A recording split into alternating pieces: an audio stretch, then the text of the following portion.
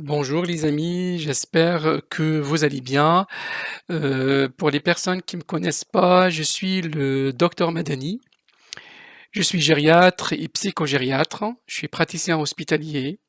Je suis un ancien chef de pôle de la filière gériatrique.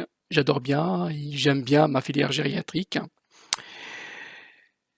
Mes questions sont destinées aux candidats de la PAE.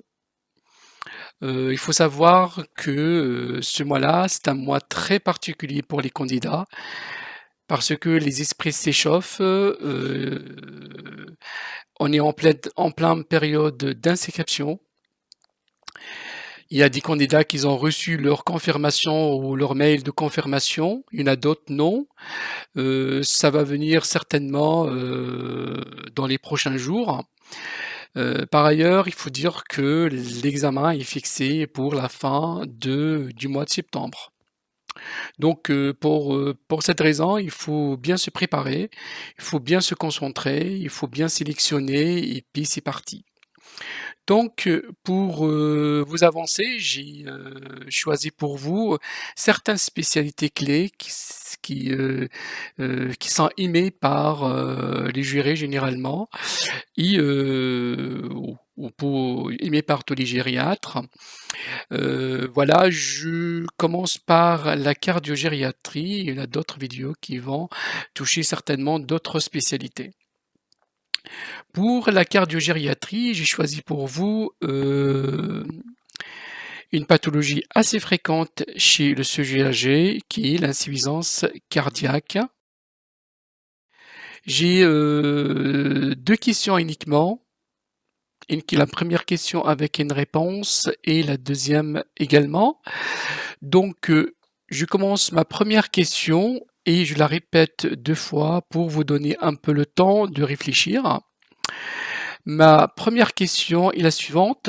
Quels sont les bêta-bloquants utilisés en première ligne si la fraction d'éjection est inférieure à 40% avec une dyspnéa 2 à 3 au cours de l'insuffisance cardiaque? Je répète la question et je vous donne également le temps en même temps de réfléchir. Quels sont les bêta-bloquants utilisés en première ligne si la fraction d'éjection est inférieure à 40% avec une dyspnéa 2 à 3 au cours de l'insuffisance cardiaque? Je passe à la réponse.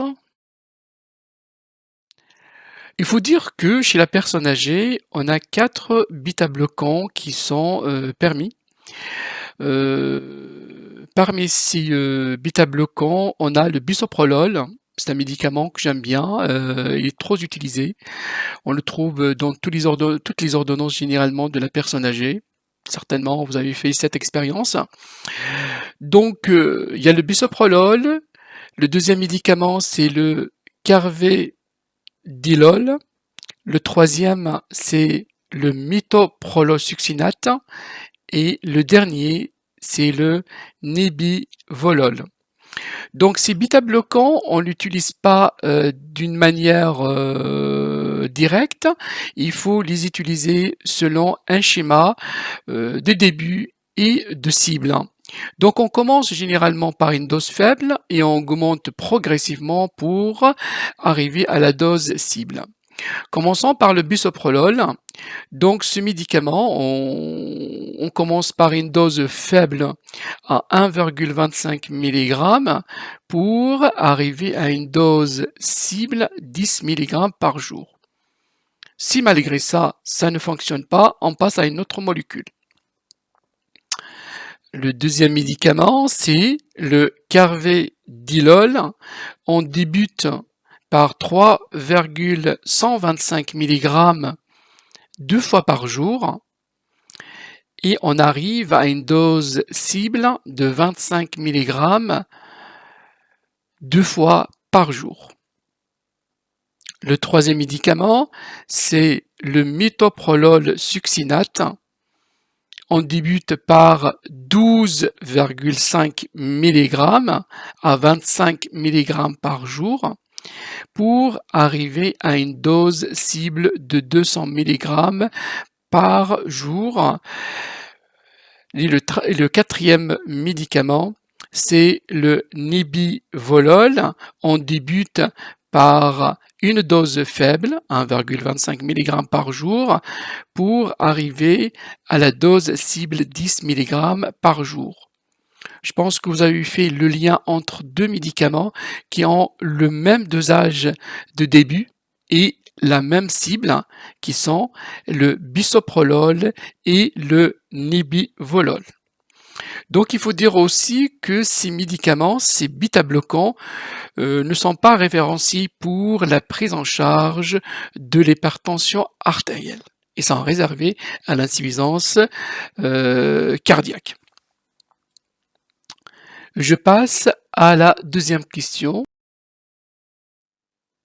Je la répète 2 fois et je vous donne le temps de réfléchir. La deuxième question est la suivante.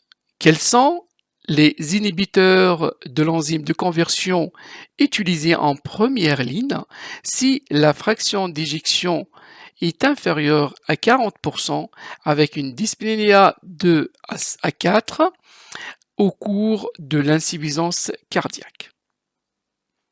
Je répète la question, je vous laisse le temps de réfléchir. Quels sont les UEC utilisés en première ligne si la fraction d'éjection est inférieure à 40% avec une dyspnea 2 à 4 au cours de l'insuffisance cardiaque? Je passe à la réponse 2.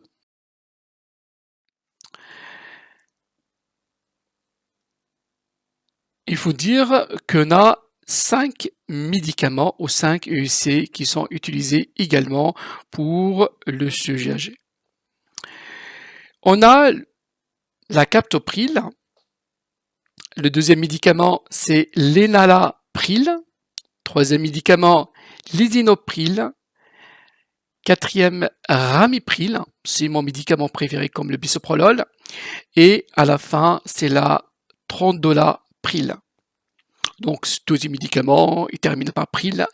C'est pas compliqué à retenir. Commençons par la captopril. On débute comme les bêta-bloquants par une dose faible et on arrive à une dose cible. Donc, on commence par 6,25 x 3 par jour pour arriver à 50 mg 3 fois par jour.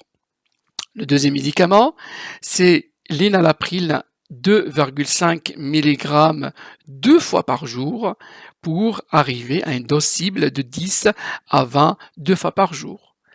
L'isinopril 2,5 à 5 mg par jour au début pour arriver à une dose cible de 20 à 35 mg par jour. Ramipril, c'est mon médicament préféré parce qu'on l'utilise même quand il y a une insuffisance rénale, mais à un certain stade, il faut revenir sur les recos. On commence par 2,5 mg 2 fois par jour pour arriver à une dose cible 5 mg 2 fois par jour. Le dernier médicament, c'est la trondorapril. On commence par une dose de 0,25 mg pour arriver à 4 mg par jour. Donc, que ce soit pour les bêta-bloquants, que ce soit pour les UEC, il faut toujours démarrer par une dose faible, augmenter tout doucement, arriver à la dose cible. Si ça ne fonctionne pas, fonctionne pas, il faut passer à la dose, à un autre médicament ou bien une autre molécule. Voilà, j'ai choisi uniquement 2 questions. Je ne vais pas vous saouler plus, mais il faut savoir que il faut se concentrer sur les questions clés, les questions qui sont hyper tombables, les questions qui intéressent les jurés, parce que c'est un concours et on va choisir le meilleur. Je souhaite une bonne journée et je vous dis à bientôt. La prochaine vidéo, ça va concerner la psychogériatrie et je vais vous donner également 2 questions pour ne pas trop vous saouler, bien évidemment. Les questions seront des questions clés. Je vous souhaite une bonne journée et je vous dis à la prochaine.